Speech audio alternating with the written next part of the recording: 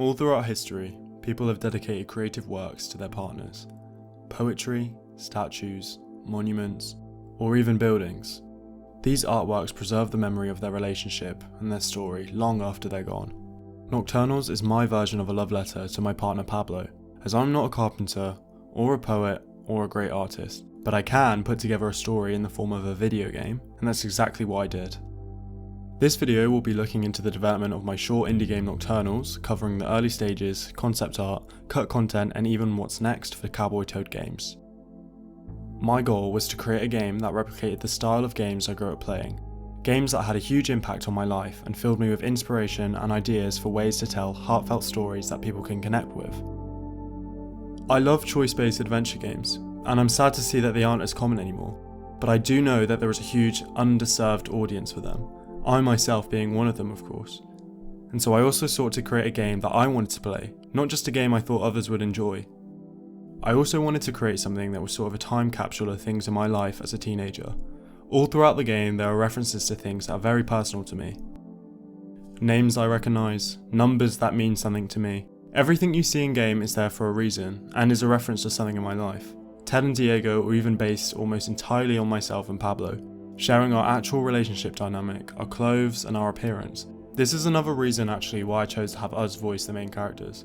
Not because I thought we were good actors, but because I wanted to try and capture the nuances and chemistry in our conversations that we have.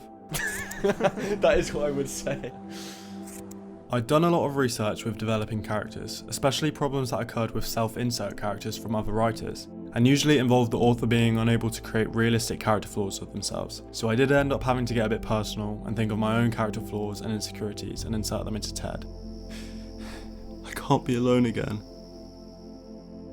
Something I thought was quite funny though was how I actually found it quite hard to come up with the flaws for the Pablo character, and early versions of him felt kind of like a Mary Sue. But that was generally because I couldn't think of any flaws that he actually has. So I invented some insecurities for his character to help make him have relatable points of character development.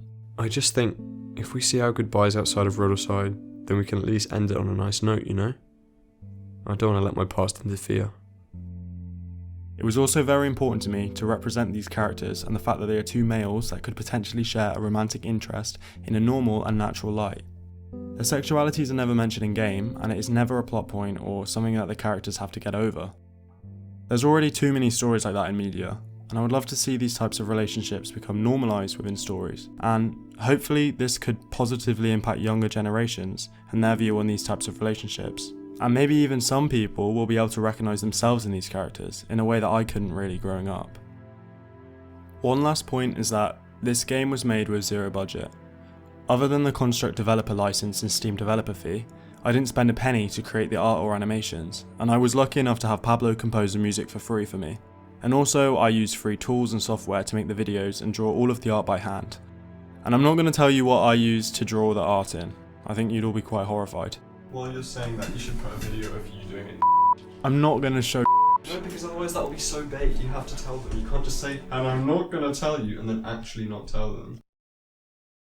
I began my game development journey with Scratch, like most kids in the UK. You do Scratch in computer class in year 5 or around there, which for Americans is 4th grade. I instantly fell in love and downloaded it when I got home. This was when Scratch was only Scratch 1.4, and you'd be working with bitmaps and a very limited project size, but that was enough for me as an 8-year-old. What you're seeing now is actually my first Scratch project, which I remember proudly showing my class in show and tell. It was basically just my attempt at creating a Sims game.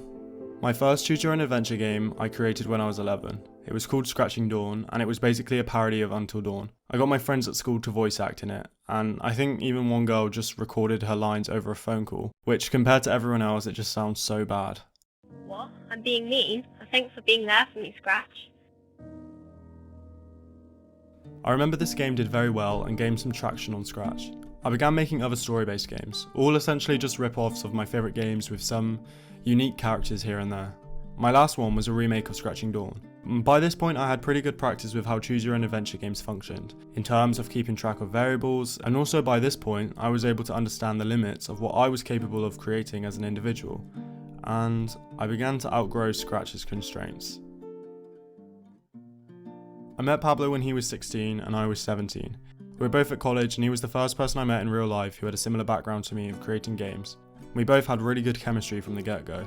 We actually found out that Pablo had played some of my Scratch games years before we even knew each other, which is just crazy. I started developing a Flash game called One Last Pit Stop around about this time, and it could be said that this is the earliest version of Nocturnals. It was about two characters, based on us, that had to survive together in a post-apocalyptic world. It was a point-and-click choice-based game that involved solving puzzles, and it was very basic in its gameplay, and I never actually finished it. However, when I was stuck on some ideas for character bonding moments in Nocturnals, or just puzzle sequences, I actually went back to One Last Pit Stop and took some of the elements from this and put it into Nocturnals, such as this numbers on the signs puzzle, and also this moment where they mess around with some glasses that they found. Are you sure you should be driving if you're short-sighted? It's not like there's other cars on the road. Try these. Beautiful. I don't think these are right for my eyes. They're probably for reading. Still suits you though. After I gave up with One Last Pit Stop, due to the constraints of it running in a web browser, Pablo introduced me to Construct, which was obviously a huge step up from Scratch, but was still an object-oriented programming language like I was used to. He helped teach me the basics and I got started on creating the first version of Nocturnals. The original script was more similar to the final version compared to those that were in between, except the difference was that you played as Diego instead of Ted. The opening part of the game was pretty much the same, albeit less detailed. The voice actor for Mia, Leah Pollard, actually had recorded all of her lines for this version, and I just used them again for the final version, which I started working on a year later. Stop. Reach for your gun and I'll shoot. I guarantee I'm better with a gun than you, especially if you're wasting bullets to shoot through glass doors. Look, I don't know what you want from me. The keys to the truck. The one you just drove in here with. I haven't done anything to you. It's just how it is. Got no other choice. You think your situation is bad? This place was my home. Everything I built here. My friends. I need to get out of here before it comes back. I'm sorry that involves you. Around this time, me and Pablo started uni, and development on this project came to a halt. Towards the end of my first year at uni, I wanted to continue making this project again.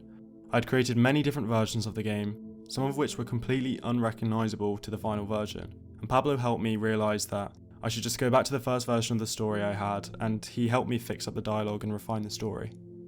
He also created a colour palette for me, because I'm colourblind and was mixing up horrible colours, so the colour palette helped me keep it consistent.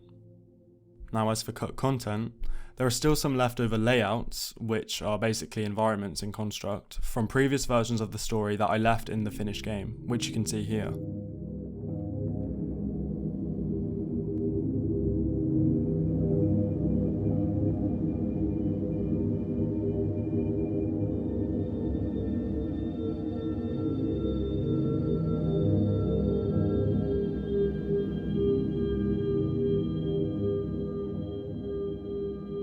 This town in the intro was originally called Bosvigo, and I changed up the name so that Bosvigo could be where Diego came from instead.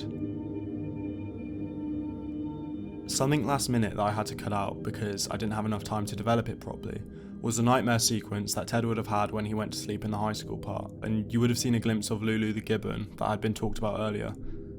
It would have served to represent his fears about Diego in a way that I won't explain any further in case I ever want to do something like that again. But I'm really sad that I couldn't animate a gibbon running around because I think that would have been quite fun.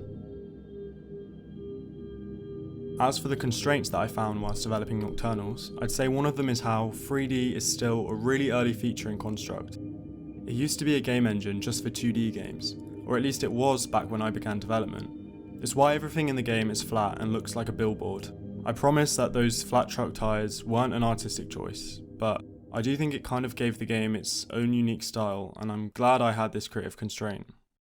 However, with 3D being an early feature in Construct, it meant that I didn't have much support when it came to problems that I faced. There were people like Smad on the Discord who were so helpful to me and Pablo, as well as the Construct community on Discord, who would help me problem solve any of the problems I came across. Another thing that was quite difficult was having to animate all 159 cutscenes by hand, frame by frame. It was a grueling process which would take up most of the day, and I also had a strict schedule which meant I had to do one a day, and I would end up feeling quite awful if I went off schedule.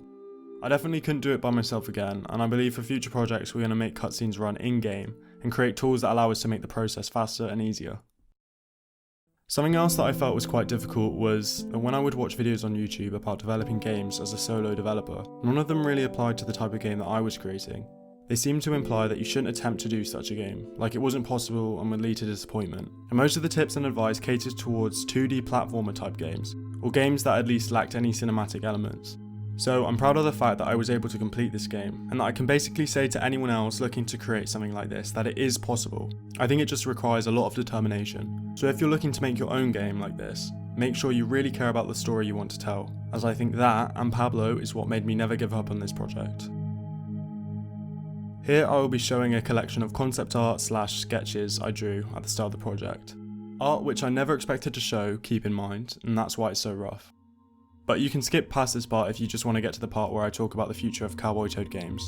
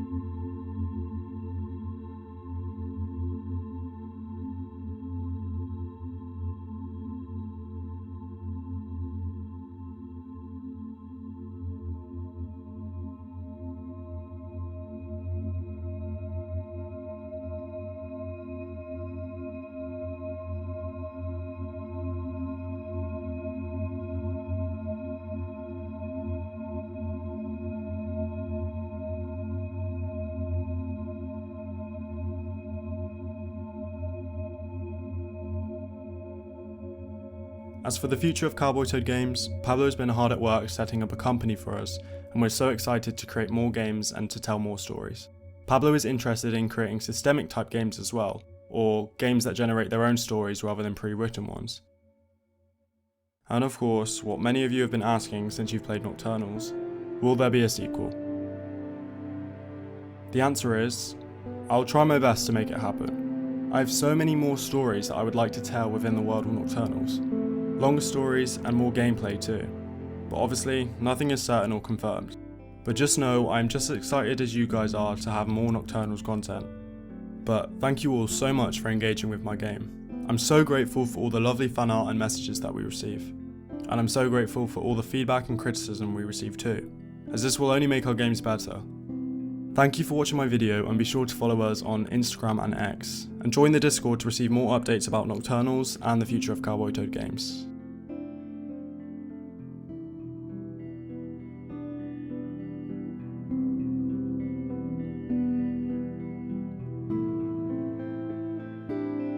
Yeah, I shot a woman.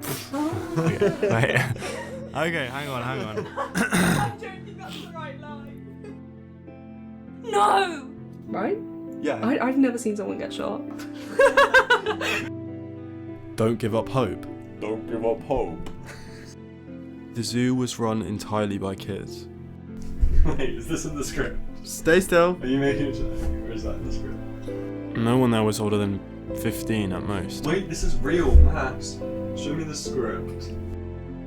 Is Ted supposed to be a himbo? Oh my god. Are you a doctor? Did you stitch, but you stitched up, does that mean you're a doctor? No, I just know. Please. Do with the please, do more of a desperate. Sorry, I didn't. Please! Yeah. Pick that up.